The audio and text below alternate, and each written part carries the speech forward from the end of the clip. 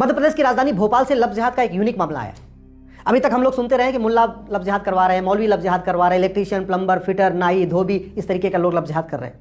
Doctor, engineer भी love जिहाद में पकड़े जा चुके हैं, थानेदार, पेशकार, पटवारी भी लव जिहाद में पकड़े जा चुके हैं, दरोगा भी लव जिहाद में पकड़े जा रहे हैं। लेकिन यहाँ कोई पुरुष लव जिहाद में नहीं पकड़ा गया, यहाँ 2 सगी बहनें लव जिहाद में पकड़ी गई हैं।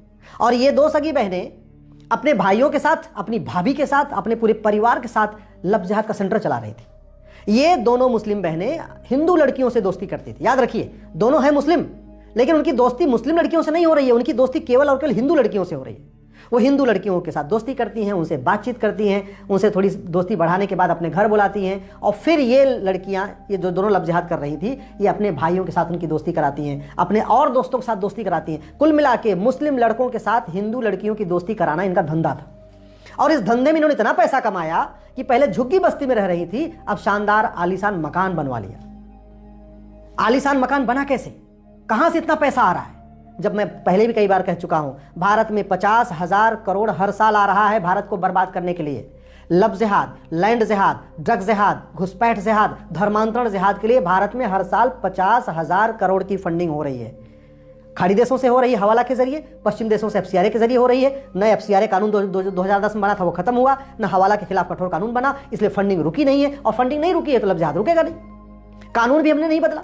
लव जिहाद एक राष्ट्रीय समस्या है, लेकिन पार्लियामेंट में हमने लव जिहाद के खिलाफ कोई कठोर कानून बनाया नहीं। और नया कानून बनाना तो छोड़िए, जो BNS में एग्जिस्टिंग धाराएं हैं उनमें भी हमने अगर थोड़ा बहुत बदलाव किया होता तो लव जिहाद रुकता।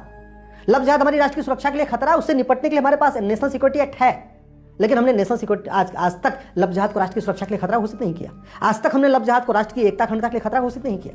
हमारे पास ऑर्गेनाइज क्राइम के लिए BNS में सेक्शन 111 है, लेकिन हमने लव जिहाद को ऑर्गेनाइज क्राइम नहीं डिक्लेयर किया। ये लव जिहाद आतंकवाद से भी ज्यादा खतरनाक है। आतंकवादी तो साल में ज्यादा से ज्यादा 500,000 लोगों को मारते हैं, लव जिहाद में तो प्रतिदिन 1,000 बेटियां लव जिहाद का शिकार हो रही है। 5 लाख बहन बेटियां गायब होती हैं, उसमें 1.5 लाख वापस मिलती हैं, 3.5 लाख अता पता नहीं चल रहा। इसलिए मैं कह रहा हूं आतंकवाद से ज्यादा बड़ा खतरा लव जिहाद है। लेकिन हमने लव जिहाद को आज तक एक्ट ऑफ टेररिज्म डिक्लेयर नहीं किया, हमने लव जिहाद को वेजिंग वॉर डिक्लेयर नहीं किया, हमने लव जिहाद को सेक्शन 152 जो BNS का प्रावधान उसके अंतर्गत लाया नहीं, हमने लव जिहाद करने पे narco polygraph brain mapping test करने का कोई प्रावधान नहीं किया, हमने लव जिहादियों के 100% प्रॉपर्टी जब्त करने के लिए कानून नहीं बनाया, हमने लव जिहादियों को 10-20 साल सजा देने के लिए कानून नहीं बनाया। अरे भैया, खौफ कैसे पैदा होगा? शासक बदलने से खौफ नहीं पैदा होता, डॉक्टर बदलने से बीमारी ठीक नहीं होती, बीमारी ठीक होती दवाई बदलने से। मुख्यमंत्री बदल रहे हैं, गृह मंत्री बदल रहे हैं, कानून मंत्री बदल रहे हैं, कानून नहीं बदल रहा है। जब कानून नहीं बदलेगा तो लव जिहाद कैसे रुकेगा?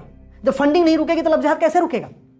कितना यूनिक केस है। आप सोचिए कि 2 लड़कियां भाई के साथ, भाभी के साथ, परिवार के साथ, अभी तो इनका narco polygraph brain mapping test हो तो पता चलेगा इस पूरे गैंग में इन्होंने कितने लोग अब तक ट्रैप कर लिया। लेकिन वो तो हमने बनाया नहीं।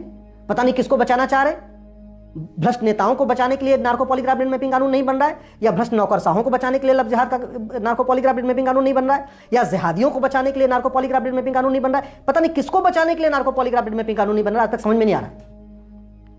ये बहुत बड़ा खतरा हो चुका है, ये कड़वी सच्चाई है। और अभी तो शहरों की बातें मीडिया में आ जाती हैं, शहरों से ज्यादा गांव में लव जिहाद हो रहा है, कस्बों में लव जिहाद हो रहा है। वहां की बातें उठ के मीडिया में नहीं आती हैं, वहां न तो अखबारों के वहां पे पत्रकार हैं, न चैनल के लोग वहां जाते हैं। छोटे छोटे गांव में जाइए, और पर्टिकुलरली जहां ट्राइबल रहते हैं, आदिवासी रहते हैं, दलित रहते हैं, जहां गरीब परिवार रहते हैं, वहां मीडिया पहुंचती नहीं है, ना कोई अखबार का पत्रकार पहुंचता है, ना न्यूज चैनल का पत्रकार पहुंचता है। इसलिए वहां की खबरें तो बाहर ही नहीं आ रही हैं।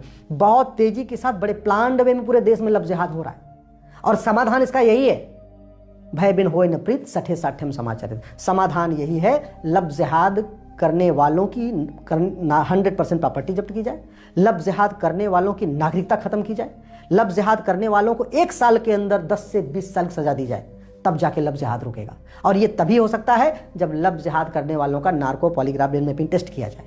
पूरे देश में लव जिहाद हो रहा है, क्योंकि हमारे पास कानून नहीं है, इसलिए कहीं इनका टेस्ट करके, narco polygraph brain mapping test करके हम पूरी सच्चाई जान ही नहीं पाते।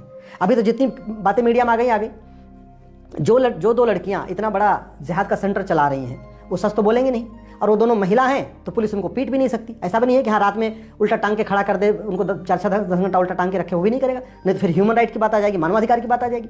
तो ये जिहादने, जो दोनों जिहादन हैं, ये सच बोलेंगी नहीं, पुलिस इनके टॉर्चर करके सच उगलवा नहीं सकती, तो पूरा सच सामने कैसे आएगा?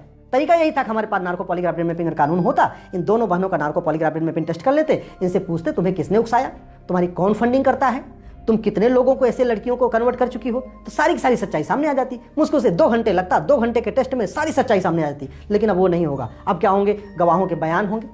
लफ्ज़ जिहाद के मामले में जो लड़कियां फंसी होती हैं, शर्म के मारे गवाही देने आती नहीं है। लफ्ज़ जिहाद के मामले में जो लड़कियां फंसी होती हैं, उनके माता पिता चाहते हैं कैसे करके इससे छुटकारा मिले, इनकी शादी कर दें, इनका घर बच जाए। मैं बहुत अच्छी तरीके जानता हूँ जहाँ लफ्ज़ जिहाद में फंसी हुई बेटियों के माता पिता ने FIR लिखाने से मना कर दिया। लफ्ज़ जिहाद में फंसी बेटियों के माता पिता ने बोला अगर हम FIR कराएंगे कम से कम 10 साल मुकदमा डिस्ट्रिक्ट कोर्ट में चलेगा, 10 साल हाई कोर्ट में चलेगा, 10 साल सुप्रीम कोर्ट में चलेगा। और अभी तो कुछ लोगों को पता है कि मेरी बेटी लफ्ज़ जिहाद में फंसी है, अगर हम FIR लिखवा देंगे तो अगले 20-30 साल तक पूरी दुनिया को पता चल जाएगा मेरी बेटी लफ्ज़ जिहाद में फंसी हुई है। इसलिए कह रहा हूँ narco polygraph brain mapping test करना अनिवार्य करना पड़ेगा, तब जाके इस पर सज़ा हो पाएगी। क्योंकि जो पीड़िताएं हैं वो बयान देने आएंगी नहीं, और जब लफ्ज़ जिहाद की पीड़िताएं अपना बयान नहीं देंगी, वो गवाही नहीं देंगी, उनके समर्थन में और कोई और क्यों गवाही देगा? इसलिए सारे के सारे लफ्ज़ जिहाद के मामलों में ये जो जिहादी हैं ये बरी हो जाते हैं। बरी इसलिए हो जाते हैं, सब अपनी इज्जत की खातिर चुपचाप शादी करके अपना घर बसा लेती हैं बेटियां, गवाही देने नहीं आती हैं। सरकार को इसका समाधान निकालना पड़ेगा। समाधान मैंने पहले भी कहा था, 1 नेशन 1 पुलिस कोड बनाना पड़ेगा, 1 नेशन 1 पिनल कोड बनाना पड़ेगा, नार्को पॉलीग्राफ ब्रेन मैपिंग अनिवार्य करना पड़ेगा, 2010 का FCRA कानून खत्म करना पड़ेगा, हवाला के खिलाफ कठोर कानून बनाना पड़ेगा, और जो लोग ऐसे काम में करते हैं उस पूरे गैंग को साल भर के अंदर 10 से 20 साल सजा देना पड़ेगा। साल भर के अंदर पूरे गैंग की प्रॉपर्टी जब्त करना पड़ेगा। साल भर के अंदर पूरे गैंग की नागरिकता खत्म करना पड़ेगा, तब जाके खौफ पैदा होगा। नहीं तो घटेंगे तो कटेंगे, और लगातार हम घट रहे हैं।